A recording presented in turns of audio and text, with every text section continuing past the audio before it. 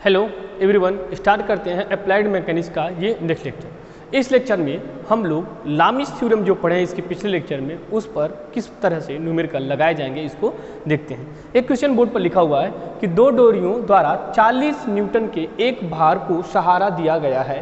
यदि डोरियों क्षैतिज के साथ 30 डिग्री और 45 डिग्री का कोण बनाती है तो डोरियों में तनाव ज्ञात कीजिए। अब देखिए ये डायग्राम बना हुआ है कि एक ये जो भार है, ये जो पिंड है या वस्तु है, इसका जो भार है वो कितना है, 40 न्यूटन का भार हो तो भार हमेशा, हमने आपको बताया कि भार हमेशा नीचे की तरफ वर्क करेगा गुरुत्वाकर्षण बल के प्रभाव के कारण। ये क्या होगा, नीचे की तरफ इसका डायरेक्शन होगा। ये जो दो डोरियां हैं, जो ए या अगर इनको पॉइंट देते हैं तो ओ ए और ओ बी जो दो डोरी लगी है T1 और T2, इन पे तनाव बल। अब देखिए तनाव लगेगा तो इस तरीके से खिंचाव होगा। जब ये नीचे की तरफ आएगा तो इनमें क्या होगा, खिंचाव होगा। इसी वजह से वहां पे बात कर रहा है, तनाव की बात कर रहा है, न कि संपीड़न की बात कर रहा है। तो तनाव के डायरेक्शन में हम लोग इसको दिखाते हैं कि T1 और T2 दो क्या लग रहे हैं, तनाव लग रहे हैं। एक कंडीशन दी हुई कि जो एक तनाव है दोनों डोरियों पर, तो एक डोरी पर जो तनाव है वो क्षैतिज की दिशा से, जो आपका ये एक्स एक्सिस होगा, क्षैतिज की दिशा से 30 अंश का कोण, और जो दूसरी डोरी पे तनाव लग रहा है वो 45 अंश के कोण पर वो दोनों वर्क कर रहे हैं। इनमें हमें T1 और T2 के मान को ज्ञात करना है। हमने इसके पहले लेक्चर में आपको बताया है कि यदि 3 बल दिए हुए हैं तो लामिस थ्योरम के आधार पर, लामिस प्रमेय के आधार पर क्या होता है कि अगर एक बल लिया जाए तो उसका जो अनुपात, साइन का अनुपात जो होगा, जो ज्या का अनुपात होगा, वो बाकी जो दो शेष बचे बल होंगे उनके बीच के कोण का क्या होते हैं, समानुपाती होते हैं। तो आइए यहाँ पर डिस्कस करते हैं, इसमें लामिस थ्योरम की बात लगाते हैं। तो अगर हम T1 की बात करते हैं, T1 फोर्स की बात करते हैं, तो बाकी जो दो फोर्स बचेंगे वो क्या बचेंगे, W और T2।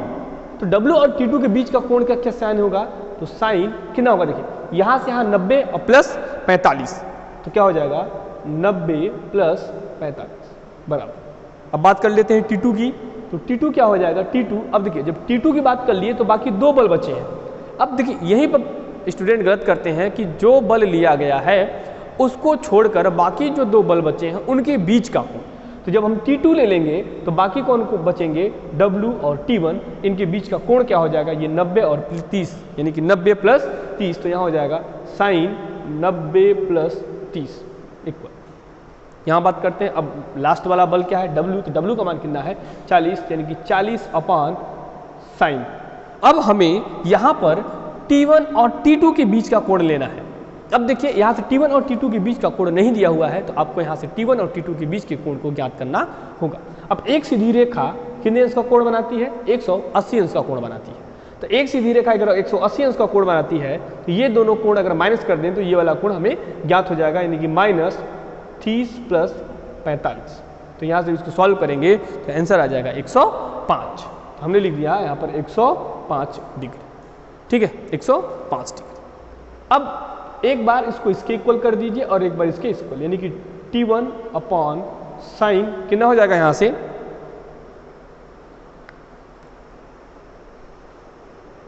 90 प्लस 45। हमने आपको बताया था कि 90 प्लस 45 के कॉन्सेप्ट में क्या होगा, प्लस में होगा तो साइन क्या होगा, कॉस में कन्वर्ट हो जाएगा, और कॉस में वही होगा तो यहाँ पर वैल्यू इसकी गिवन होगी। लेकिन यहाँ पर हम लिख देते हैं sine 90 plus 45 equal 40 upon sine 105। अब यहाँ से क्या हो जाएगा, T1 बराबर 40 अपॉन साइन 105 इंटू यहाँ पर हो जाएगा कॉस 45। कन्वर्ट करना बताया है आपको इसके पिछले लेक्चर में। तो यहाँ जब इसकी वैल्यू निकालेंगे, इसको जब सॉल्व करेंगे आप विद द कैलकुलेटर, तो इसकी वैल्यू जो आएगी 29.28 न्यूटन। अब इसको आप कैलकुलेटर से सॉल्व कर लीजिएगा। हमने आपको बताया था सबके पास या तो 82 या तो 100 ms कैलकुलेटर होना चाहिए, तभी आप इन क्वेश्चन को सॉल्व कर पाएंगे। अब बात करते हैं T2 की, तो T2 के लिए क्या करना पड़ेगा, यहाँ पर देखिए, तो T2 अपॉन साइन, यहाँ पे भी क्या हो जाएगा, वो कन्वर्ट हो जाएगा, sine 90 plus 30 are equal to 40 upon sine 105।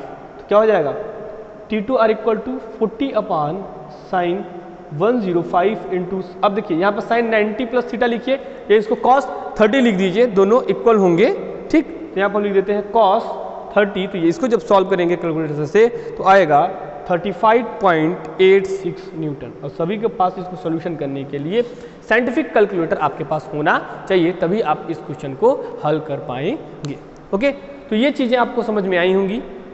बाकी इस पर आप न्यूमेरिकल करते रहिए, किसी भी प्रकार की प्रॉब्लम नहीं होगी। फ्री बॉडी डायग्राम आपको बनाने आना चाहिए। फ्री बॉडी डायग्राम में अगर देखिए एक बात कर लेते हैं फ्री बॉडी डायग्राम की, तो फ्री बॉडी डायग्राम में अगर बल कोई भी पिंड या कोई भी वस्तु कहीं पर स्पर्श पे है तो उस पर रिएक्शन वर्क करेगा। जैसे एक एग्जांपल लिया जाए कि अगर ये कोई पिंड है इस प्रकार से स्पर्श में है, यहाँ पे भी और यहाँ पे, तो यहाँ से आप देखिए कि इसका फ्री बॉडी डायग्राम कैसे बनेगा, FBD कैसे बनेगा। ये अगर बिंदु हो जाएगा, पिंड की बात करते हैं, तो इसका जो वेट होगा वो हमेशा नीचे की तरफ वर्क करेगा और इसकी वजह से एक रिएक्शन ऊपर, या हम इसको ऐसे नीचे की तरफ दिखा सकते हैं, हमने ऊपर की तरफ दिखा दिया, यहाँ मान लीजिए R1 और यहाँ से भी तो एक वर्क कर रहा है, तो ये आप इस तरीके से वर्क कराएंगे तो यहाँ से आप दिखा सकते हैं, ये हो जाएगा R2। तो ये इसका बन जाता है फ्री बॉडी डायग्राम।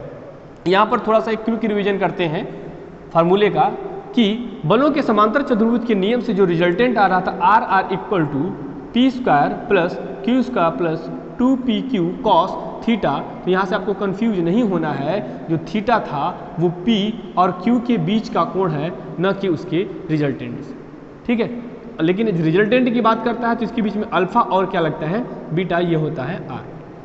और लामीज थ्योरम की बात कर लेते हैं। यहाँ से एक फॉर्मूला भी देख लीजिए लामीज थ्योरम का। तो क्या होता था कि अगर दो फोर्स वर्क कर रहे हैं, मान लीजिए P Q R और इसके बीच में अल्फा और यहाँ पर बीटा और यहाँ पर गामा बन रहा है, तो क्या होगा, फॉर्मूला देखिए, तो P अपॉन दोनों बल Q और R के बीच क्या हो जाएगा, sine alpha equal to Q बराबर क्या हो जाएगा, साइन P और R के बीच में बीटा और इक्वल टू R की बात करते हैं तो साइन P और Q के बीच में क्या हो जाएगा, गामा। तो ये आपको फॉर्मूले याद होना चाहिए, तभी आप कभी क्वेश्चन को कर पाएंगे। तो इस बेस पे लामीज थ्योरम पर और जो भी आपका पैरेललोग्राम के थ्योरम है उस बेस पर आप न्यूमेरिकल करते चलिए, किसी भी प्रकार की समस्या नहीं होगी। इसमें हमने आपको इसी लेक्चर में रिएक्शन निकालना बताया है कि किस तरीके से रिएक्शन निकाले जाएंगे। बाकी इसके अगले लेक्चर में हम लोग ये देखेंगे, देखिए रिएक्शन के लिए हमने आपको एक चीज़ कॉन्सेप्ट बताया है 3 स्टेप में, वो तो आप याद रखे रहिएगा। लेकिन अभी रिएक्शन हम लोगों ने सिर्फ सिंपली सपोर्टेड बीम पर सीखा है, अभी आपके कैंटिलीवर बीम बाकी है। तो इसके नेक्स्ट लेक्चर में हम लोग ये देखेंगे कि कैंटिलीवर बीम पर कैसे रिएक्शन निकाला जाता है। ओके, तो सिंपली सपोर्टेड अगर बीम है तो आप उसमें न्यूमेरिकल निकालिए, लेकिन अगर कैंटिलीवर बीम है तो हम उस पर कैसे निकालते हैं ये हम लोग अगले लेक्चर में देखेंगे। Okay, thank you.